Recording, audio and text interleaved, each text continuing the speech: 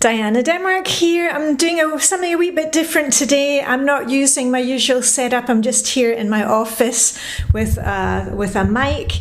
I'm just jumping on because I wanted to invite you next week for a 3-day Tackle It Together project. Now, as you know, I've been decluttering towards a new life, and the last thing for me is photos. I've got like 5 boxes of photos from when I was a child through teenage years, working in Luxembourg, moving to Denmark, the kids, family, mum's passing. So there's a lot to go through, and I've been putting it off, and I know the only way to get past it is just to start. That's what I always tell you. So I'm inviting you to join me next week.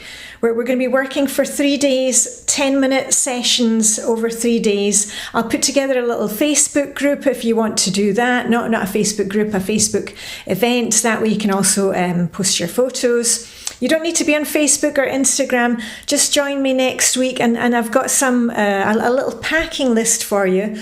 What I want you to do right now is take a piece of paper or write it on your notes on your telephone.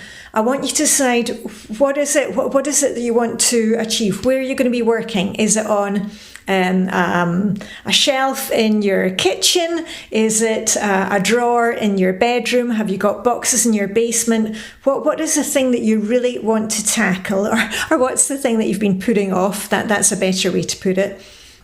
And it is going to be tough. I'm not saying it's going to be easy, but just remember how good you're going to feel once you get started. And it's the getting started that's always the problem. So anyway, I invite you to join me for that next week. As I said, over 3 days. I haven't quite worked out the logistics of it yet, but we'll do it together. So anyway, I'm going to leave you with that in your heads. All I've got left to say is live long and prosper, and may the decluttering hygge be with you.